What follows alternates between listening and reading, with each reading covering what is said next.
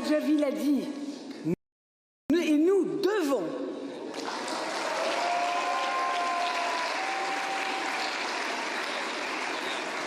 iranienne, 40 années de sang versé vous donnent le droit de vous révolter. Une longue histoire de souffrance et de lutte. 40 années d'oppression, de torture, d'invisibilisation.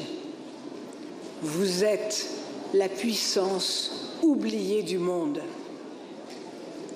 Aujourd'hui, les Iraniennes sont à la pointe du combat. Il ne faut pas croire que les Iraniennes se sont réveillées il y a 6 mois seulement. Mariam Rajavi vous l'a dit. Ce qui se passe actuellement est le révélateur d'un long et douloureux combat mené par les femmes d'Iran de tout âge, de toute région. Elles se sont passées, génération après génération, le flambeau de la lutte. Maintenant, soutenues par de jeunes Iraniens courageux, qui eux aussi aspirent à la liberté, elles viennent dire « ça suffit, ni chat, ni mollah ».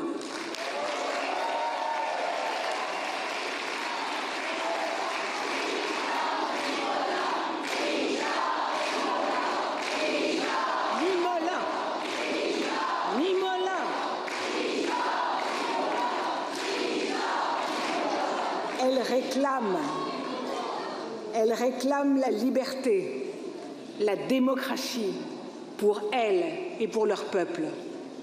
Elles ne veulent plus, comme l'a dit Mariam Rajavi, des lois de la charia imposées par les mollahs, de la ségrégation, de l'apartheid. Elles ne veulent plus des humiliations pour elles et leurs filles. Elles rejettent la dictature brutale d'Ali Khamenei et de tous les loyalistes. Elles veulent le renversement de la totalité du régime, pas des mesurettes destinées à les calmer.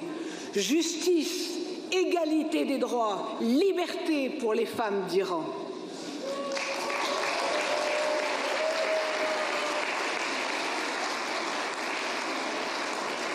Elles crient haut et fort, à bas le tyran, qu'il soit chat ou mollah. Ces mollahs perfides doivent s'engager devant les Nations Unies, comme l'a dit Mariam Rajavi. Ils doivent s'engager à cesser leur diplomatie de prise d'otages, cesser de craindre ce régime qui massacre son peuple. Regardez les Iraniennes qui, main nue, face à leurs armes, n'ont pas peur. Elles n'ont pas peur, elles. Les Mariam Rajavi et ses compagnes de combat que je vois dans la salle et que je salue. J'ai découvert ces femmes, âgées, très âgées parfois, qui sans bruit, mais avec efficacité, une efficacité à toute épreuve, dirigent le mouvement. J'ai vu des hommes qui les respectent et sont sous leurs ordres. Elles portent le foulard et moi pas. Et alors, la belle affaire.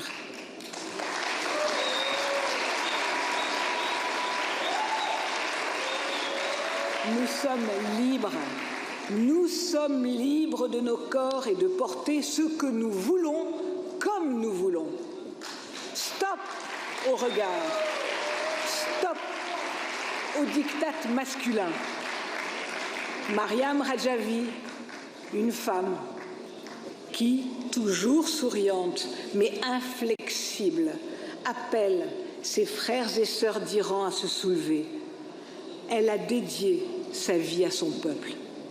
Une femme que les mollahs ont voulu plusieurs fois assassiner, mais qui continue inlassablement à avancer. Depuis tant d'années, elle réclame pour son peuple et pour les femmes la liberté. La liberté pour les Iraniennes de choisir leur lieu de résidence, leur profession, leurs études. La liberté de choisir leur mari, leurs vêtements, de donner leur nationalité à leurs enfants, de divorcer, d'en obtenir la garde. Il est impossible de briser l'inégalité sans une mutation profonde. Il faut confier, sans la moindre crainte, les fonctions de direction aux femmes les plus compétentes. Je vous le dis, Myriam Rajavi, présidente,